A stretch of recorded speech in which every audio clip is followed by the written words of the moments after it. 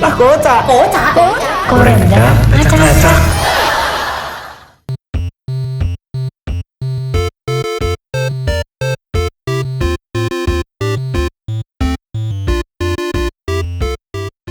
Yang pertama-tama harus ada pemuda-pemudinya. Yang kedua, Sumpah Pemuda-Pemudi diiklankan itu untuk mempersatukan antar pemuda. Ya, sumpah ya, itu adalah sesuatu yang membutuhkan suatu komitmen, karena waktu itu kan memang punya cita-cita yang luhur ya demi kemerdekaan. Kalau nggak punya tekad, nggak bisa tercapai dengan baik. Tekadnya itu yang penting.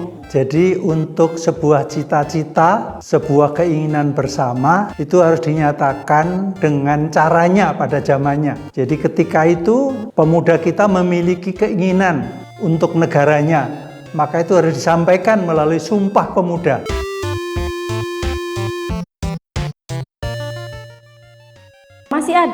Masih ada untuk tekad bersatu itu masih ada, karena kalau kita lihat dari berbagai hal, mungkin ada yang merasa misalnya demo gitu dampaknya kayaknya hal yang negatif, tapi kita bisa lihat dari sisi positifnya. Jadi kita bukan lihat dari anarkisnya, jeleknya, tapi kita lihat semangatnya mereka untuk mencapai suatu hal yang mereka inginkan, mereka harapkan. Sekarang masih, cuman bentuknya tidak semacam dulu. Karena dulu arahnya kan jelas.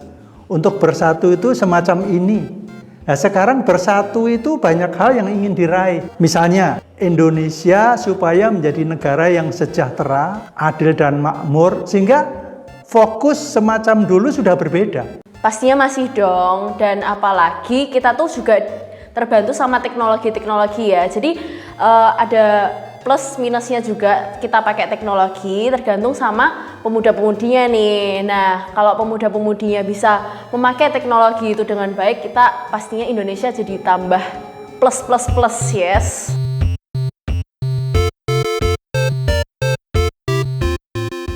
Tergantung masing-masing ya. Tergantung masing-masing itu maksudnya kayak gimana caranya kita menggunakan teknologi, bukan teknologi yang mengontrol kita, tapi kita yang mengontrol teknologi gitu.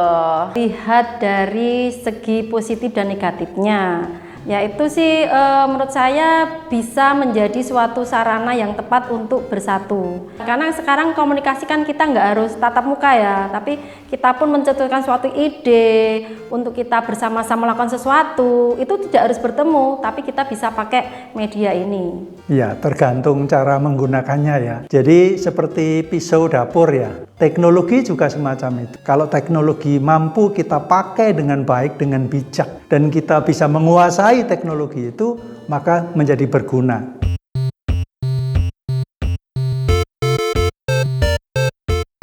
Kita tidak percaya diri, tidak bangga dengan kebangsaan kita. Kita ini seolah-olah sudah menjadi orang yang nomor dua atau orang yang senantiasa di bawah bangsa lain. Padahal cita-cita kita adalah menjadi negara, menjadi bangsa, menjadi orang-orang yang sejajar dengan semua orang. Bergaul yang baik adalah pergaulan yang sejajar. Itulah kebanggaan kita sebagai bangsa dan pemuda Indonesia. Kita lihat kemajuan-kemajuan bangsa Indonesia ini ya, juga para tokoh-tokoh yang ada, melihat mereka begitu menjadi suatu teladan bagi kita untuk mengenang perjuangan mereka, dan kita juga berjuang pada masanya sekarang ini sesuai zamannya sekarang. Yang pertama itu makanannya di sini enak-enak ya guys. Terus yang kedua memakai teknologi yang modern. Yang ketiga tinggal di Indonesia.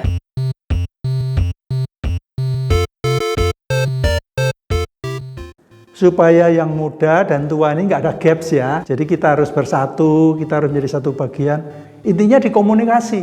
Kalau komunikasi di dalam komunitas kita semua bagus, sebagai jembatan yang mempersatukan kita, perbedaan itu menjadi kekuatan dan menjadi keindahan kita bersama. Kita tetap membutuhkan suatu didikan, bimbingan dari generasi sebelumnya, dan kita juga perlu mendengar ide-ide dari generasi yang mendatang. Misalnya dalam satu keluarga itu ada 3 generasi, saling memahami satu dengan lain karena pola pikirnya sudah berbeda, dan yang penting adalah komunikasi dan kerjasama. Pertama kita harus saling respect ya guys ya. Terus yang kedua harus bisa menerima pendapat atau usulan dari orang lain gitu.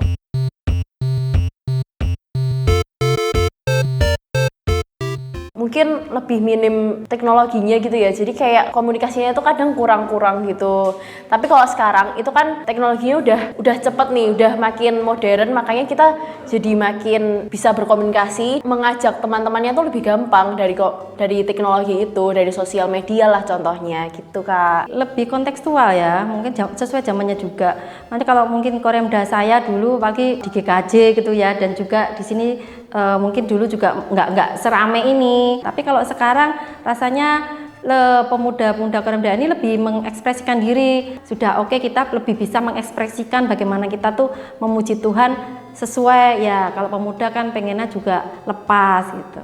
Jadi Koremda memang dari masa ke masa selalu bergerak, berubah. Jadi masa lalu itu Koremda berorientasi kepada kebiasaan-kebiasaan orang tua. Tapi ketika sekarang saya sudah tua, saya lihat generasi muda di gereja kita sudah begitu bebas melakukan ekspresi.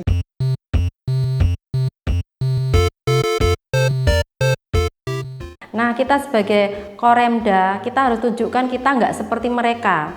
Gen Z sekarang itu justru adalah lahir, bertumbuh dalam sesuatu yang nyaman, enak, dan semuanya tuh kembangkanlah talenta, ide-ide apapun dalam diri Koremda untuk terus menjadi saksi Tuhan, ya, menjadi berkat bagi lingkup kecil dan semakin besar dan bahkan untuk Indonesia ini. Setia, disiplin, dan berani. Ini loh saya ingin begini, saya ingin begini.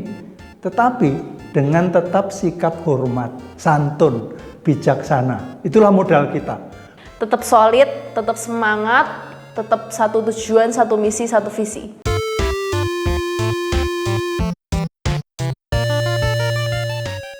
Jadi Indonesia emas dong. Kita saling support, kita saling mendukung, kita juga saling membantu satu sama lain, saling menghargai juga. Makanya kita bisa bergerak bersama gitu loh Kak. Ya, kita harus optimis. Dan sedangkan sekarang ini adalah yang paling besar adalah Gen Z ya di piramid ini Indonesia. Nah, ini kan suatu kekuatan yang besar. Kalian punya kekuatan yang besar, kalian punya ide-ide yang banyak, kalian punya kebebasan bahkan. Nah, itu pakailah untuk mencapai Indonesia emas nih. Optimis bisa. Kalau kita bercita-citalah yang tinggi. Kalau cita-cita Indonesia emas, itu tentu dicetuskan oleh orang-orang yang memang mengarahkan kita sampai ke sana. Bab cita-cita ini untuk membangun tujuan kita, seperti GPS, kalau kita pergi arahnya ke sono loh. Jadi ke Indonesia emas, GKJ Ndagen Palur yang mandiri, yang hebat. Jadi Indonesia emas itu tercapai karena kita memang optimis dan melakukan karya kita secara realita. Koremda acak-acak.